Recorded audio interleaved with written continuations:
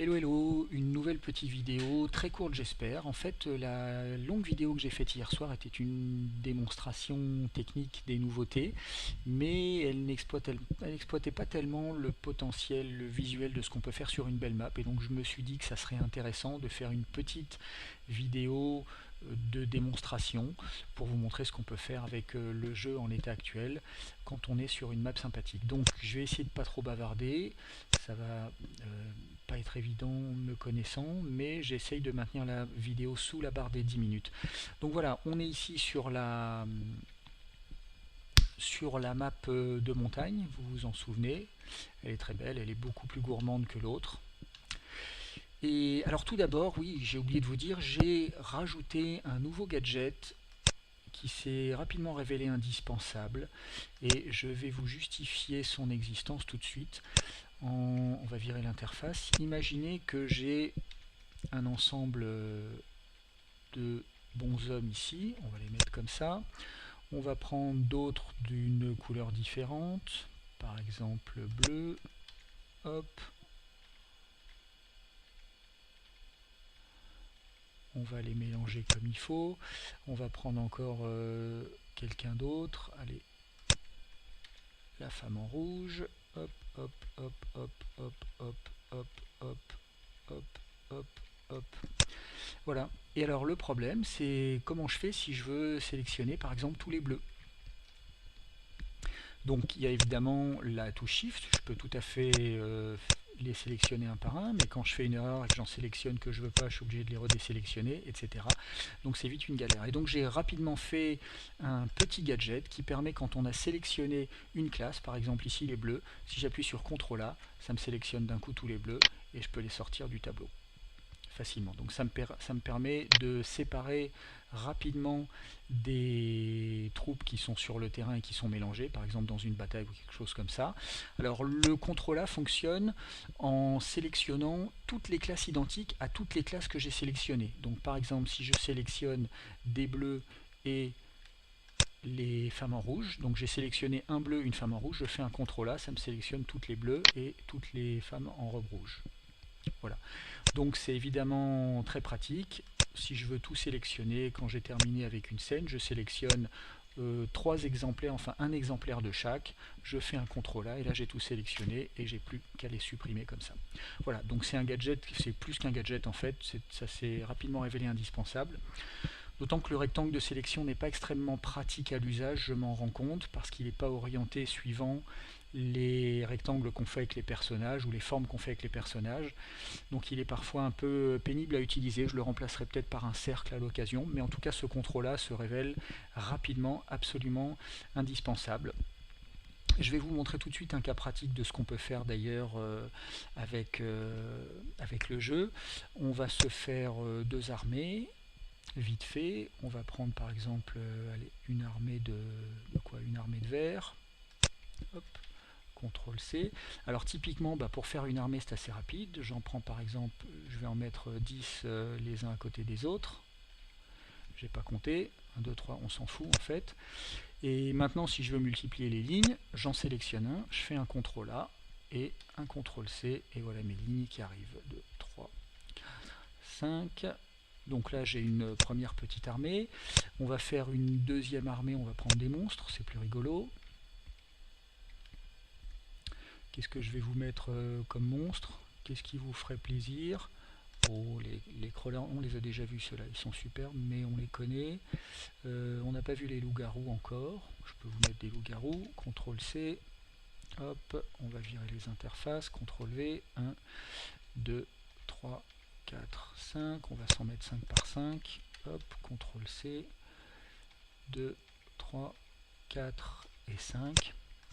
Donc vous voyez déjà que très rapidement, à coup de CTRL A et de CTRL C, on se fait des armées facilement.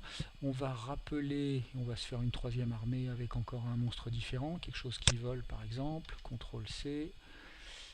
Hop, 1, 2, 3, 4, 5, 6. On va faire CTRL A, CTRL C. 2, 3, 4, 5 et 6. Hop, On va poser tout ça au sol. CTRL, hop, et CTRL A. Voilà.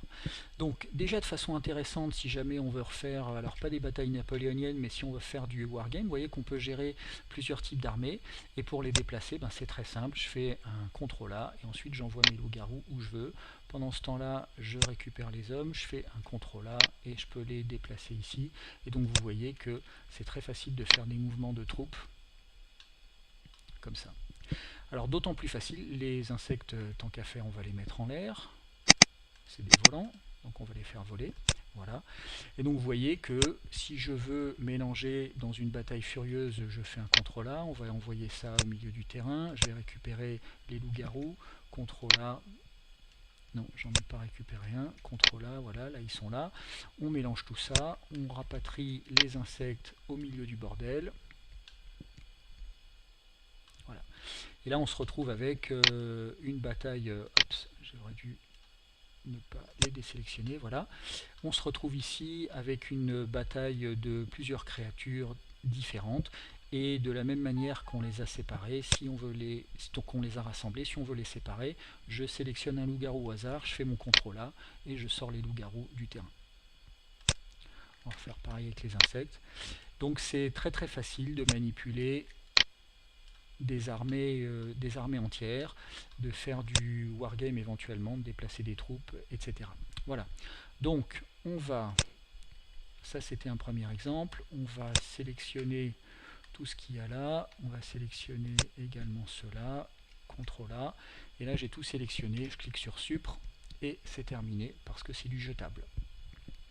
Ça fonctionne également avec les objets, souvenez-vous, donc ça c'est important, on va se prendre par exemple un gros rocher ici, CTRL C, donc on va prendre un peu de recul, on va virer l'interface, et vous voyez que je peux très facilement CTRL V, CTRL V, CTRL V, alors c'est pas du Velleda, mais ça permet de faire vite fait une petite grotte, ou un bout de défilé. Voilà, si je veux imaginer une embuscade. Au passage, les objets sont capables de se déplacer comme les créatures. Donc vous voyez qu'ici ma grotte est fermée, mais imaginez que je veuille faire en sorte que une ouverture soit une ouverture magique ou secrète, je peux tout à fait déplacer mes rochers pour ouvrir, pour donner une ouverture à la grotte. Donc vous voyez ici, j'ai déjà un petit setup qui est tout à fait sympa, qui s'est fait en 30 secondes. On va rapatrier quelques arbres dans ce paysage. Hop, on va virer les interfaces. Je me suis trompé de bouton. Et on va faire un CTRL V, hop. Alors les rochers sont des gros rochers, hein, comme vous pouvez voir. Hop, hop, on va se mettre ça ici. On va rajouter, pour vous donner une échelle, je vais par exemple déposer là-dedans quelques trolls. Ils sont magnifiques les trolls, très photogéniques.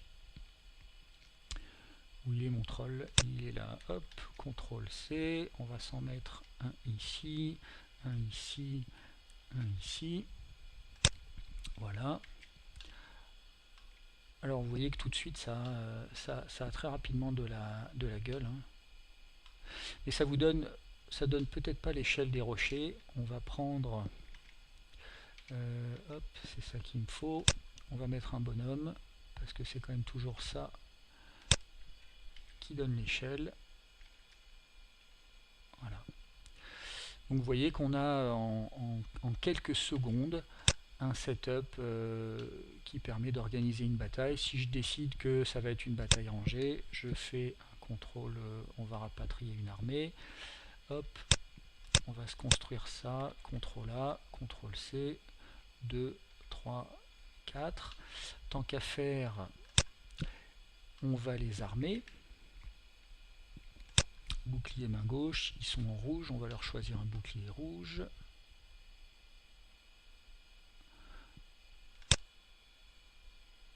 Hop, faut les sélectionner. Alors là pareil, pour armer, pour gérer les armes, c'est toujours plus facile quand on a besoin de sélectionner. Je les sélectionne tous, et là c'est parti, ils ont leur bouclier. On va leur mettre une épée dans la main droite. grande épée qui traîne. Un truc comme ça peut-être. Voilà. Et voilà. Donc vous voyez qu'on se retrouve avec une petite troupe armée au milieu d'une espèce de clairière, voilà, avec un arbre, avec des trolls. On déplace tout ça comme on veut. Je peux déplacer un troll tout seul ou avec un contrôle déplacer les 3 trolls en même temps. Et identiquement pour les hommes, je peux prendre quelques hommes, les déplacer, séparer les troupes si je veux, et si je veux refaire si je veux les contrôler tous ensemble, je les déplace tous ensemble.